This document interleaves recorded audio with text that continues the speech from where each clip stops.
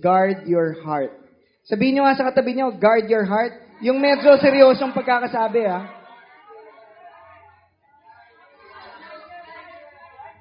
Okay?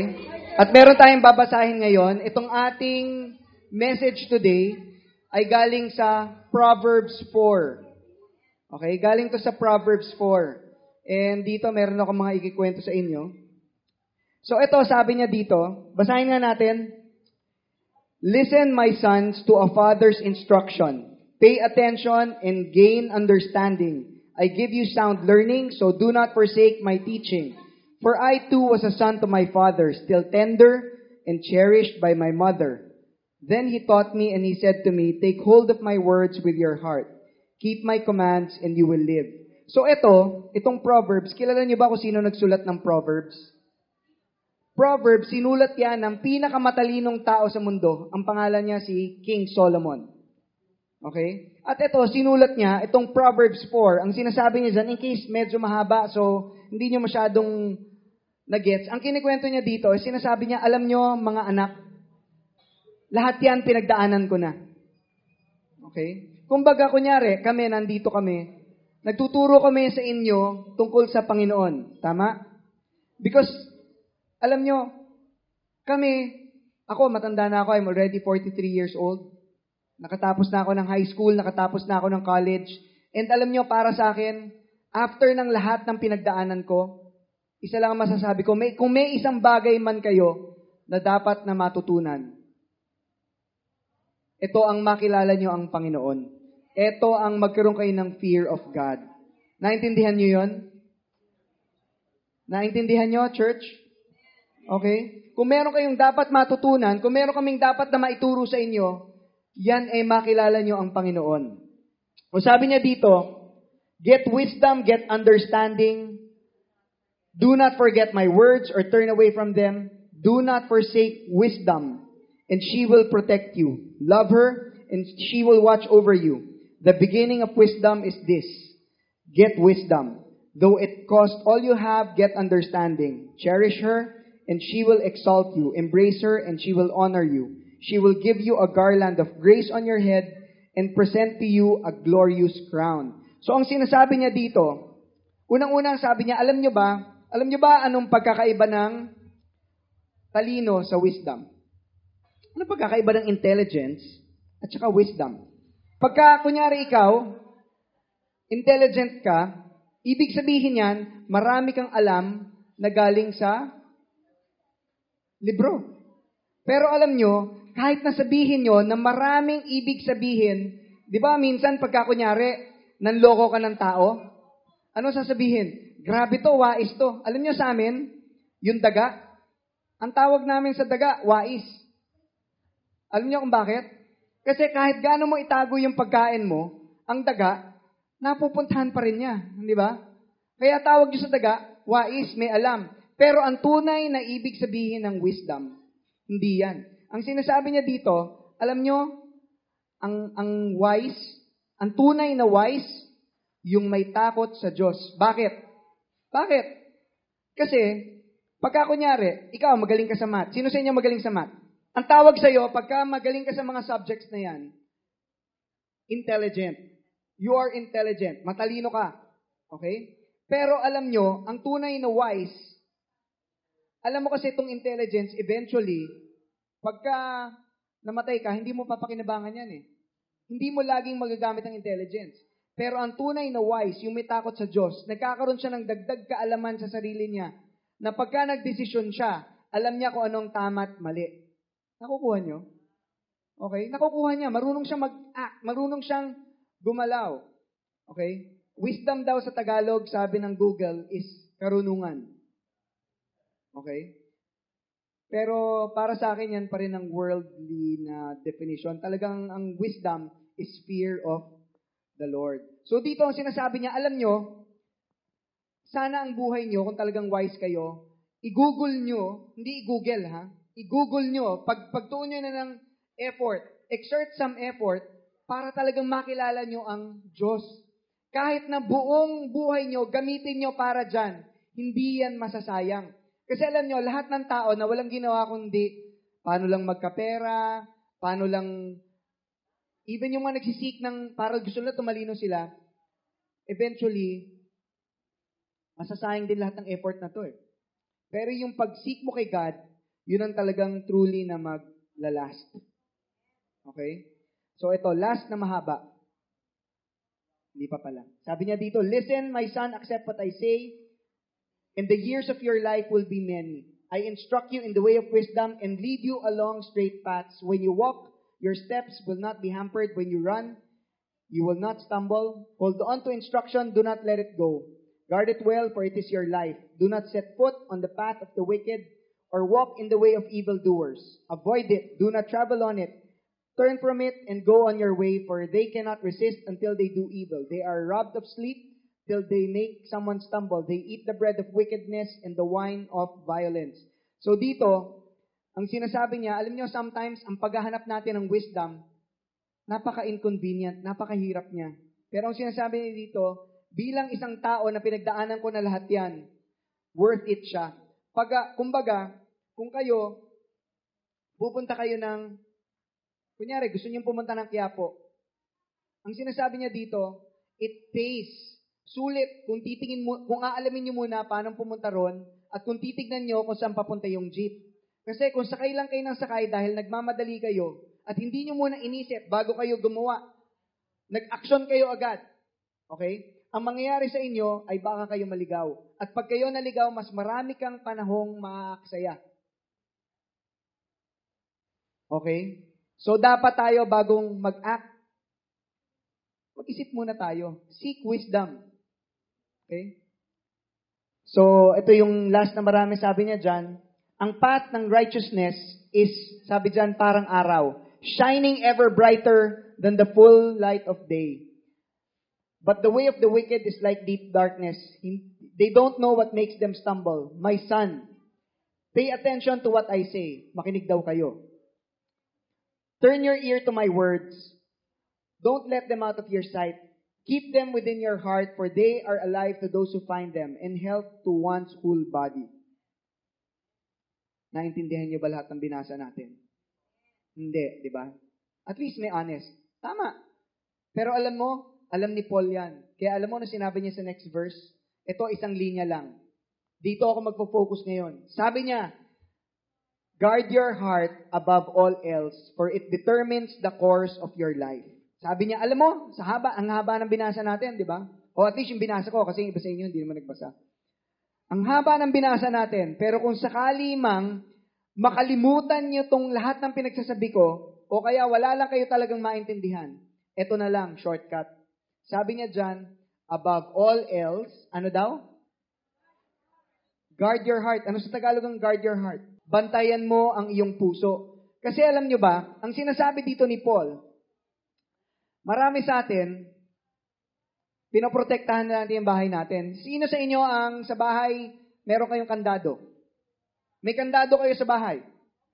Sino sa inyo ang walang kandado sa bahay, nakabukas lang lagi? Pagka kunyari, meron kang pera, nilagay mo sa iyong wallet or nilagay mo sa iyong bulsa, hayaan mo ba na nakalawit yung pera mo dito? Hindi, di ba? Bakit? Kailangan i-guard mo yon. Sabi niya, so dito, ang sinasabi dito ni Paul sa atin, alam nyo yung iba sa atin, kung makaprotekta tayo sa sarili natin. Pagka kunyari malamig, magsusuot ka ng jacket, magbablanket ka. Minsan, pagka kunyari malamok, ano nilalagay nyo? Katol. Maglalagay kayo, iba sa inyo, nag-off lotion, pagka may pera. Pero minsan, mahal yon. Minsan, nagkukulambu kayo. Minsan, pinapahid nyo na lang siguro sa balat nyo yung Baygon. Di ba? Hindi ba ganun? Pag walang off, di ba? Pag walang off. Di ba? Para huwag kayong lamukin. Pinoprotektahan nyo yung katawan nyo, pero yung puso nyo, pinapabayaan nyo. Anong ibig sabihin pag pinapabayaan yung puso? Okay? Ang ginagawa nyo, minsan pagka kunyari dati, nang meron pang Abante dati, yung Cerex, nagbabasa ka nun.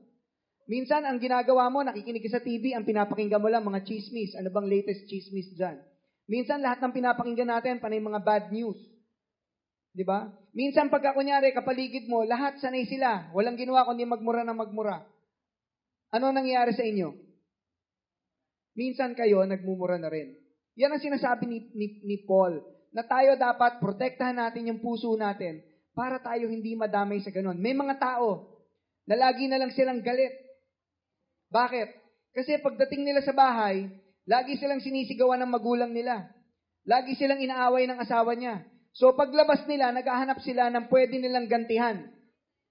Ano nangyari? Bakit naging ganon ang kanilang buhay? Because they did not guard their heart. So tapikin mo yung katabi mo, sabihin mo sa kanya, guard your heart. Sabi dito ni Paul, above all else, guard your heart. Yung isang sikat na singer, yan yan, makikita nyo sa internet, pag ginugol nyo, nakalagay dyan, John Mayer uses Xanax to help maintain his mood. Yung Xanax, isang klaseng drug yan. Isang klase ng drugs. Para hindi siya ma-depress. Alam mo, isa sa mga sinabi ni John Mayer during an interview. Sabi niya, alam nyo, ang mga artista, gumagastos ng thousands of dollars para sa kanilang bodyguard, para sa kanilang security. Pero tuwing umaga, ang ginagawa nila, nagpupunta sila sa computer para pakinggan kung ano ang sinasabi ng mga tao tungkol sa kanila. Di ba? Hindi ba parang napaka-ewa naman nun, no? Pinoprotektahan mo yung bahay mo, naglalagay ka dyan ng mga gate.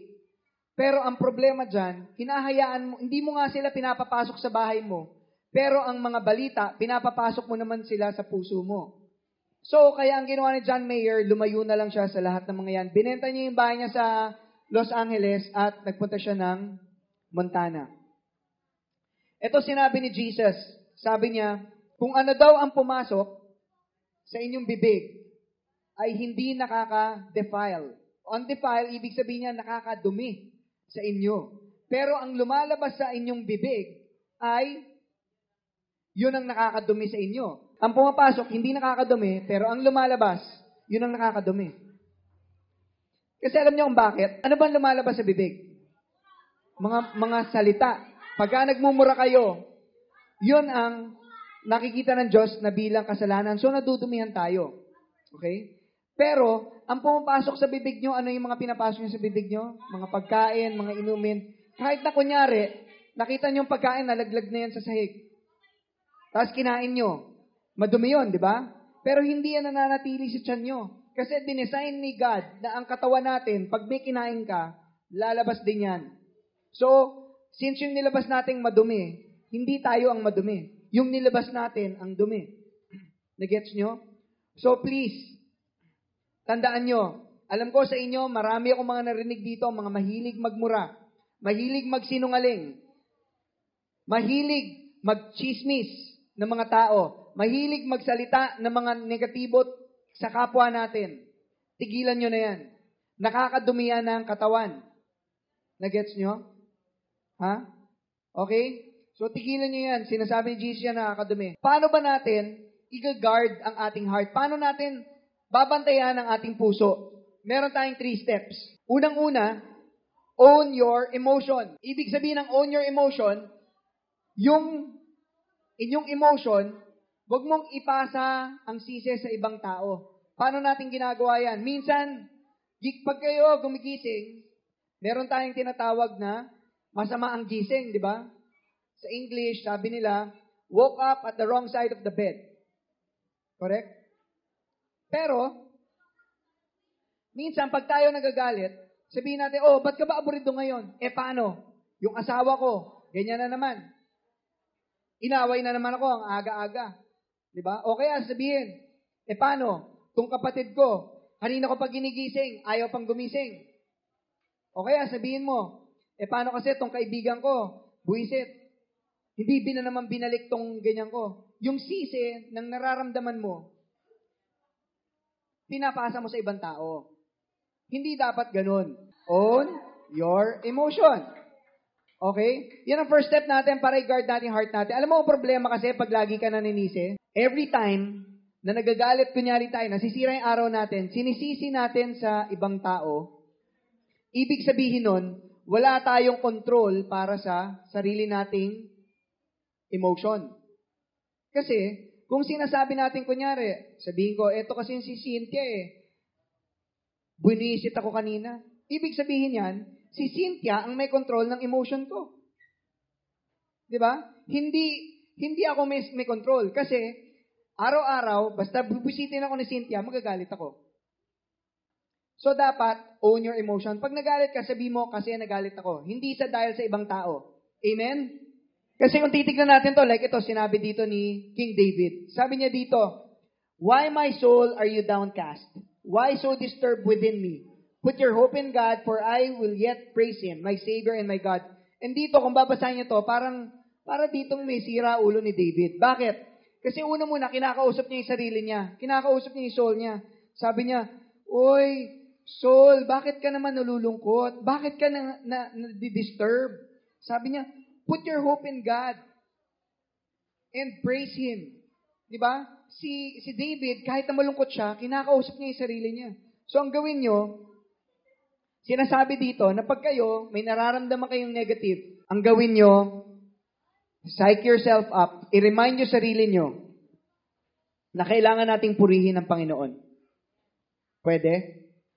Every time na magagalit kayo, sasabog na kayo, remind yourself, may Diyos. Okay? Next. 4 disciplines to a healthy heart. So yung una, ano yung una nating, Ano yung una natin? Very good. Good student. Own your emotion. Number 2, practicing nyo yung disciplines. At ano tong 4 na discipline na to? Unang-una, the discipline of reflection. Ibig sabihin yan, lagi kayo nagdadasal at lagi kayo nagbabasa ng Biblia. Kung ano nabasa nyo sa Biblia, hindi lang para nabasa nyo, okay na yon. Pag-isipan nyo mabuti at pilitin nyo i-apply. Kasi alam nyo ba, lahat ng ginagawa natin dito sa simbahan, hindi nyo pinapasok yan sa utak. Pinapasok nyo yan sa puso. Para nakikita ng tao, hindi sasabihin sa inyo, ano ba naman tong si Berto? Punta ng church para namang hindi nag-church. Di ba? Basa ng Bible, pero tignan mo yung ugali, mahilig pa rin magsinungaling. Basa ng Bible, pero mura ng mura. Di ba? Dapat, ang natututunan natin dito, hindi sa utak lang pinapasok, hindi siya intelligence. Nilalagay natin siya sa puso at ginagawa siya. Amen? Pangalawang discipline of rest. Yung iba sa atin, nag-aaral, 5 times a week. Tapos pagdating ng Sabado at Linggo, nagtatrabaho. Yung iba sa atin nagtatrabaho mula Monday hanggang Friday. Tapos pagdating ng Saturday, Sunday, may ibang racket. So, nangyayari sa kanila, madali silang magalit, nagiging bugnutin sila. Kasi di ba sabi, magbiro ka na sa lasing, wag lang sa... Ang problema kasi ng bagong gising, inaantok pa yon. So, pagka bunisit mo, nagagalit. Okay? Bakit? Kasi importante sa tao ang pahinga. Kung sakaling matagal ka nang hindi nagpapahinga, maybe you owe it to yourself. Baka utang mo sa sarili mo, ipahinga mo naman yung katawan mo. Pag sa sobrang trabaho at nagkaroon ka ng sakit, yung perang kinita mo, pambayad mo lang ng sakit mo. Minsan kulang pa. Di ba? So, alagaan nyo rin sarili nyo. Kailangan ng discipline of rest. Okay, discipline of rest. Second, discipline of recreation. Kailangan meron kayong outlet. Pwede kayong mag-basketball, pwede kayong mag-chess. Ano ba ang hilig nyo? Mahilig kayong mag-drawing? Draw. Mahilig kayong mag-dart? Ang importante dyan, meron kayong outlet na pagka kunyari stressed ka, meron kang labasan. That's how you guard your heart. Huwag mong ipagkait sa sarili mo isang bagay na as long as hindi siya masama, baka mamaya ang outlet nyo, paninigarilyo, hindi maganda yon. Pero alam nyo, dahan-dahan, pwedeng itigil yan. Dahan-dahan, pwedeng itigil yan. We're not here para maghusga. Bahala na ang Biblia na magsabi kung anong tama at mali. Pang-apat, the discipline of relationships. Okay? Lalo na yung mga mahal nyo sa buhay. Napaka-importante niyan. Diba? Like ako, pagkasama ko yung anak ko, ang hirap magalit. Okay? Bakit? Kasi para sa akin, nagbibigay sila sa akin ng kaligayahan. So, paligiran mo yung sarili mo ng mga taong mahal mo sa buhay. Pero makita mo, pagka kunyari yung iba, overseas workers, nagkatrabaho sila sa ibang bansa. Sabi nila, pag nagkatrabaho sa ibang bansa, mas madaling matukso. Diba? Bakit? Kasi malayo sa mga mahal sa buhay. Diba? Hindi lang madaling matukso sa babae or sa lalaki. Madaling matukso minsan, madaling magalit. madaling malungkot, nade-depress sila. Bakit? Kasi malayo sila sa mga mahal sa buhay. Okay? So, tandaan niyo yung 4 na recreation.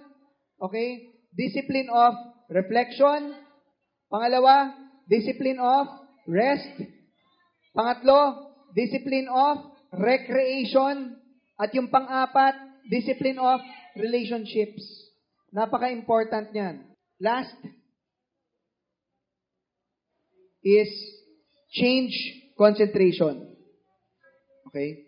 Ito yung pangatlong tip para mag-guard nyo ang inyong puso. Ibig sabihin ng concentration, doon kayo laging nakatutok. Doon kayo nakakoncentrate.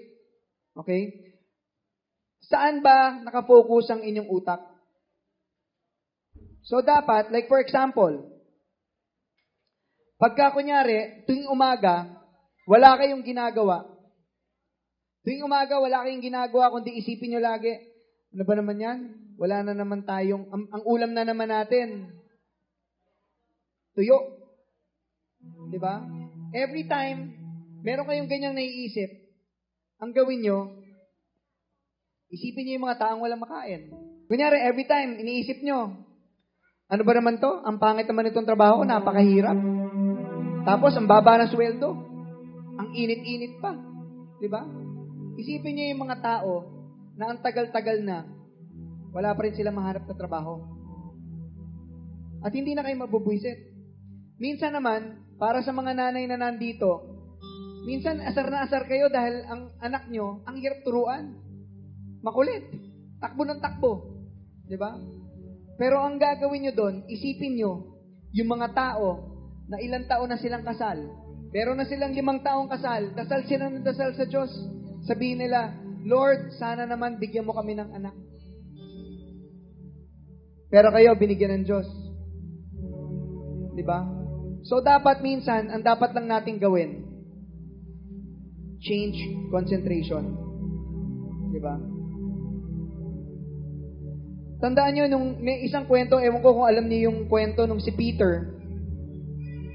Malapit na ako matapos, so konting concentration na lang. Okay? Sabi, nung si Peter daw, one time, nandun siya sa dagat, merong bagyo. Nakita niya may naglalakad papunta sa kanya. Kala niya multo. Nung papalapit na, nung tinignan niya, nakita niya, si Jesus pala yun. So, tinawag niya, sabi niya, Jesus! Si Jesus nga. Sabi ni Jesus sa kanya, come. Okay, sabi ni Jesus, lika. So, ang ginawa ni Peter, nakalimutan niyang tao lang siya. Ang ginawa niya, tumalon siya mula sa bangka, papunta sa dagat, at naglakad siya papunta kay Jesus. Nakapaglakad siya, konting hakbang. Pero naalala niya, sabi niya, nako, nasa dagat pala ako. Nung naalala niya yung mga waves, yung kanyang mga problema, he started sinking. Bigla siyang lumubog. Hinawakan siya ni Jesus at saka siya sinakay sa bangka. Ito ang power of concentration. Si Peter, nung time na nakafocus siya kay Jesus, he was able to do things na hindi niya kayang gawin ng normal na tao. Pero nung nag-focus siya sa kanyang mga problema, then he started sinking. Tsaka siya lumubog. Tayo, ganyan tayo sa buhay. Alam nyo, ang buhay, panay problema. Lahat kayo may problema, di ba? Problema kung anong gagawin nyo bukas. Problema nyo kung saan kayo kukuha ng pagkain sa baba. At alam nyo, Revelation Church, katulad ng sinabi ko kanina dun sa kaibigan natin dito na hindi ko na siya makayahan sila. Sabi ko, alam nyo, nandito kami because gusto namin kayong tulungan. Hindi kami nandito para makipaglaro. We are in serious business. At kami nandito, gusto namin i-share sa inyo yung isang bagay na natutunan namin. Nandito kami, nagmamalasakit, nandito kami bilang maging parang mga second fathers nyo. Dahil since karamihan sa atin dito mga bata, and sinasabi namin sa inyo, katulad ng sinabi kanina dito ni Solomon, the beginning of wisdom comes from fear of the Lord. Magkaroon tayo ng takot sa Diyos. Because even if gaano kagulo man yung buhay nyo, kayang-kayang ayusin yan ng Diyos.